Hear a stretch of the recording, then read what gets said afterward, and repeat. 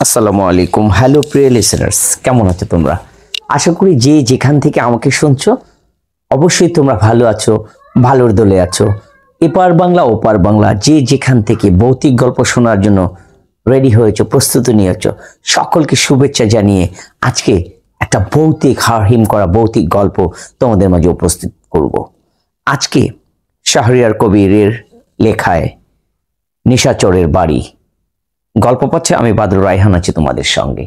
শব্দ sound editing এ তাহমিনা রায়হান মিম, poster ডিজাইনে আরিফিন রায়হান অনন্ত। বন্ধুরা, গল্প শুরু করার আগে রিকোয়েস্ট থাকলো, কোনো মিথ্যা কুসংস্কারকে বিশ্বাস করো না।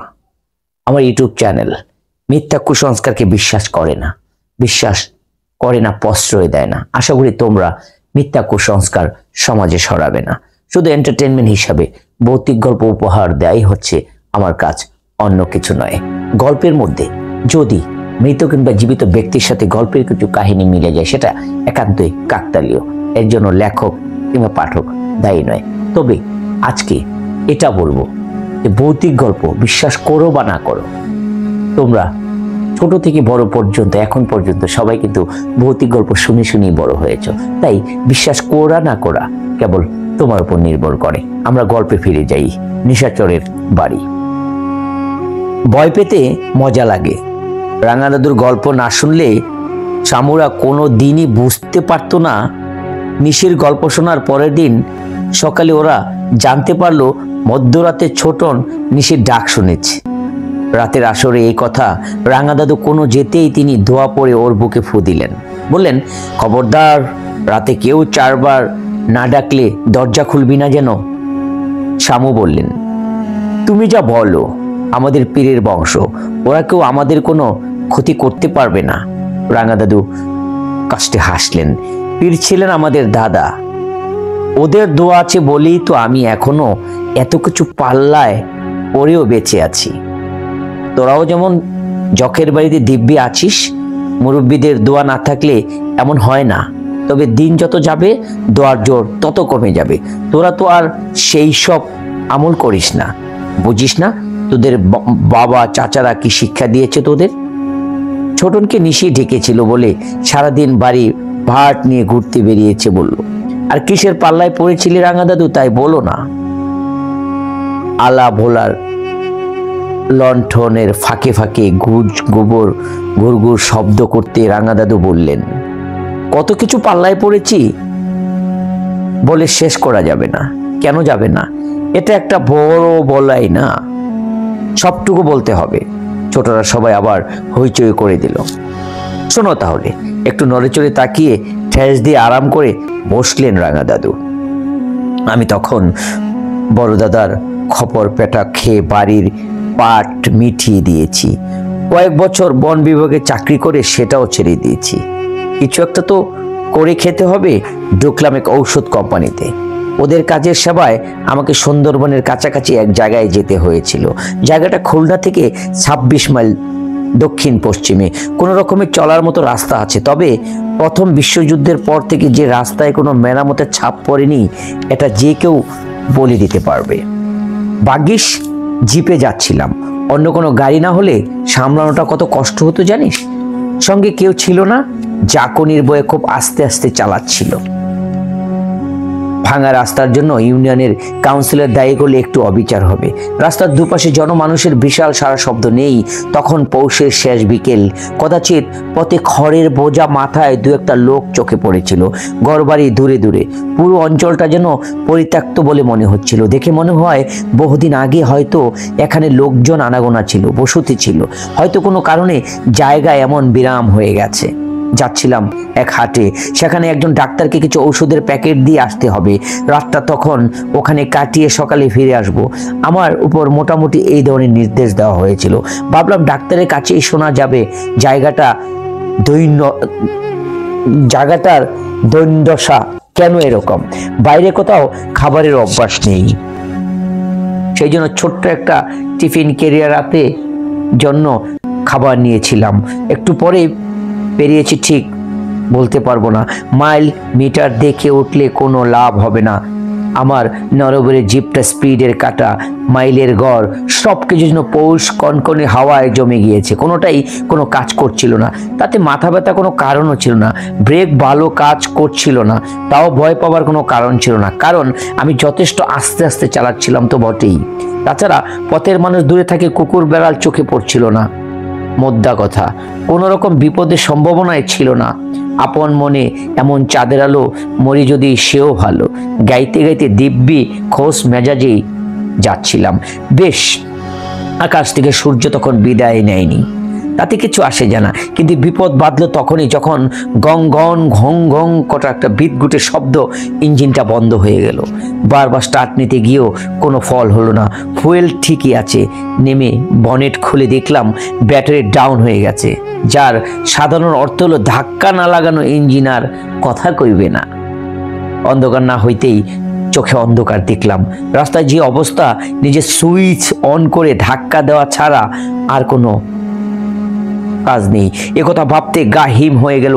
আমি কেন, আমার দ্বিগুণ বেজি পেশি জোরালো কেউ যদি থাকতো, সেও তো কিছু করতে পারতো না।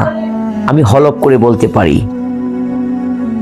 যে একটি বইয়ের পড়েছি, মরিয়া হয়ে মানুষ নাকি অনেক অসাধ্য সাধন করতে পারে। কয়েকবার চেষ্টা করলাম, গাড়ি এক চুলও নড়াতে পারলাম না। আমি পা হড়কে মাটিতে সাথে বুক মেলালাম। মনে হলো বইয়ের এমন কিছু কোথাও লেখা, যে লেখাগুলো পেলে তখন আমার গাড়ি ঠেলতে লাগিয়ে দিয়ে বাহাদুরি দেখাতাম। অবশ্য সবাইকে একসঙ্গে নয়, এক এক করে। আগেই বলছি, জায়গাটা গা ঘেঁষে রয়েছে সুন্দরবনের।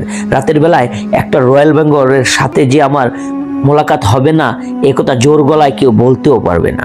যারা সুন্দরবনের কাছাকাছি থাকেন তারা জানেন, পৌষের এক প্রহর রাতে বাঘের বন থেকে বেরিয়ে ভদ্রলোকের মতো ঘোরাঘুরি করে, আর সুযোগ মতো একজনকে পেলেই দিব্যি গার মোটকে বনের ভেতরে সটকে পড়বে। পাশের ক্ষেতে ধান কাটা হয়ে গেছে, ওরা জমি খাকা করছিল।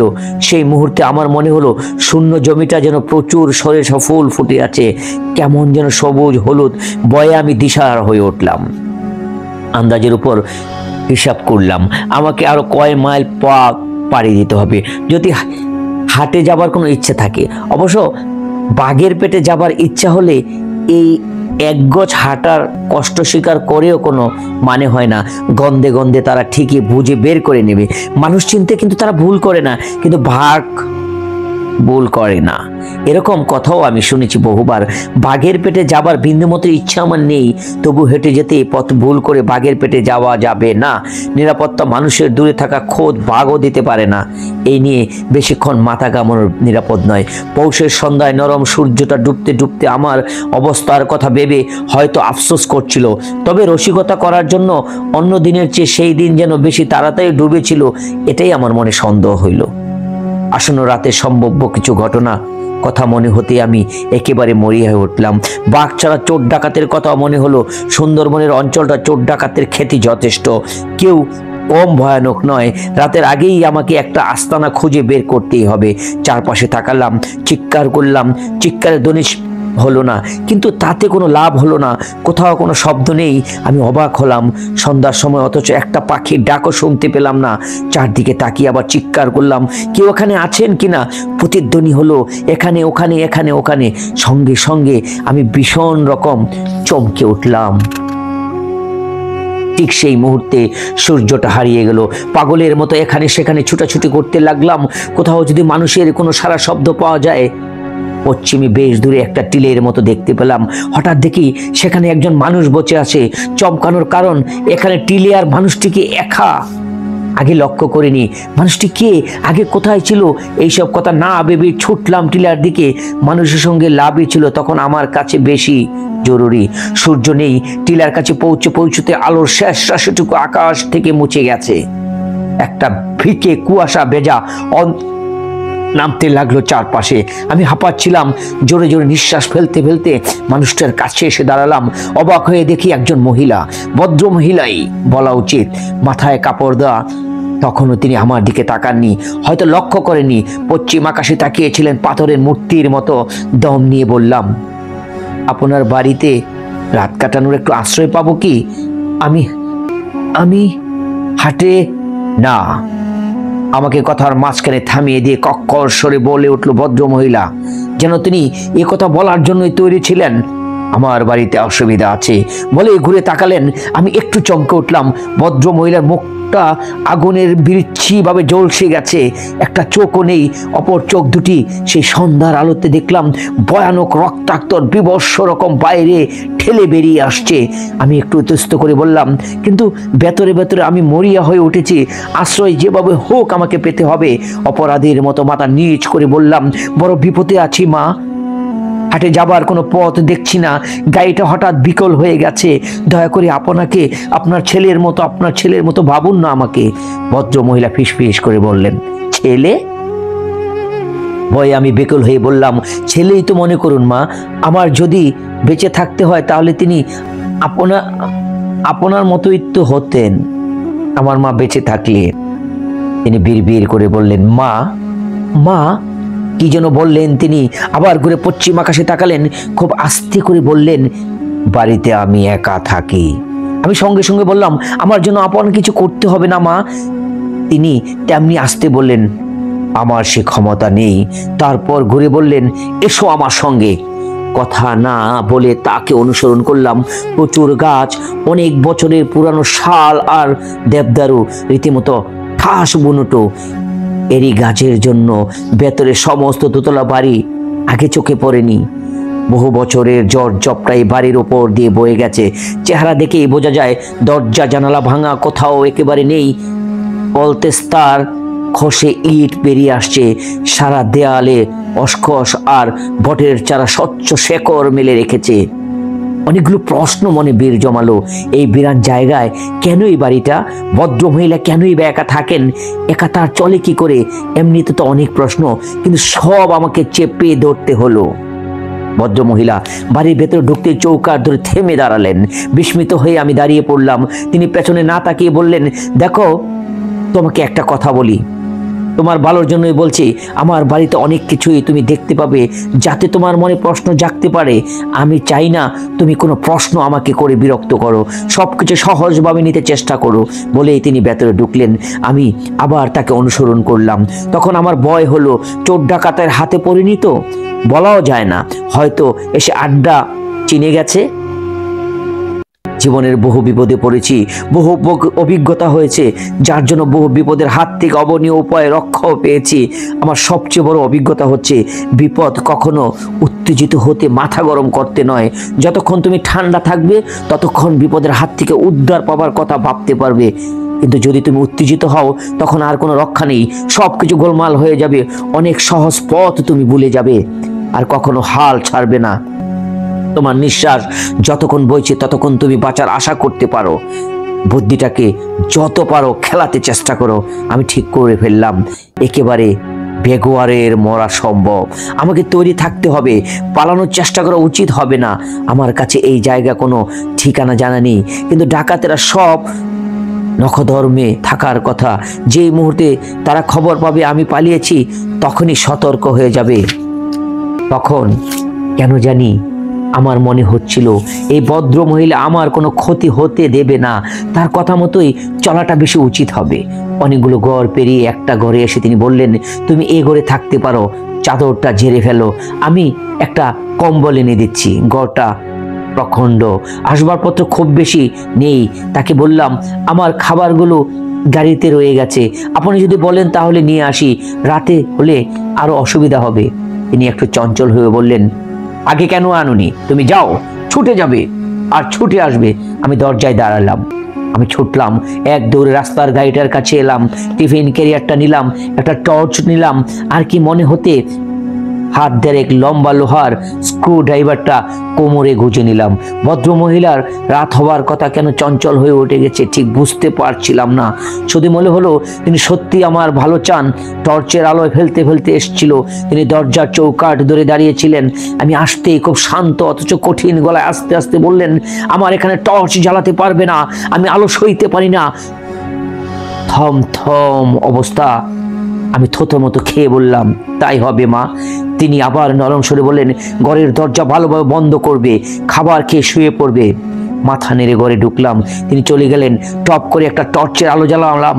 উঁচু পুরনো আমলের খাট, চাদরটা টান করে বিছানা, একটা কম্বল ভাঁজ করা। লক্ষ্য করলাম চাদর এই কম্বলে দুটা কোনো কারণে এর কাছে বেশি কিছু জায়গা পড়ে গেছে। ঘরের এদিক ওদিক সেকাল নকশা আঁকা বিরাট ড্রেসিং টেবিল, আর এই দিকে একটা বিশাল সিন্দুক, প্রায় পুরো একটা দেয়াল জুড়ে সিন্দুকটা। ঘরের দেয়ালে বেশি বাঘ পাঁচতলার খসে পড়েছে, আগুনের ধোয়া কালচে দাগ এখানে পড়ে আছে। সিন্দুকের উপর টিফিন ক্যারিয়ারটা রাখলাম, এক এক করে 3টি বাটি খুললাম, পরোটা, সবজি, ডিম, পুডিং। বসতে পনির কথা মনে হলো। টর্চ জেলে ঘরের চারপাশে পানি কোনো রকম ব্যবস্থা দেখতে পেলাম না। অবশ্য এখানে পানি না থাকারই কথা। বাড়ির ধারের কাছে টিউবওয়েল আছে কিনা, কুয়ো নিশ্চয়ই আছে। এইভাবে টর্চ, টিফিন ক্যারিয়া এবং বাটিটা হাতে বেরিয়ে পড়লাম। টর্চ বেশি জ্বালাতে সাহস হচ্ছিল না, কখন সেই ভদ্রমহিলা দেখে বিরক্ত হন। ঘর থেকে বেরিয়ে কিছু দূর যাবার পর হঠাৎ ভদ্রমহিলা পেছন থেকে ডাকলেন, দাঁড়াও, কোথায় যাচ্ছ? টর্চ নিভিয়ে বললাম, পানির জন্য যাচ্ছি। কোথায় পানি? কর্কশ গলায় আমাকে প্রশ্ন করলেন তিনি। আমতা আমতা করে বললাম, এইদিকে কোনো টিউবওয়েল কি এদিকে পানি পাওয়া যাবে? ভদ্র মহিলা গলার স্বর আরো কর্কশ করে উঠলেন, ঘরে যাও, রাতে ঘর থেকে বেরোবে না। অপরাধীর মতো ঘরের উদ্দেশ্যে পা বাড়ালাম। ভদ্র মহিলা চলে গেলেন।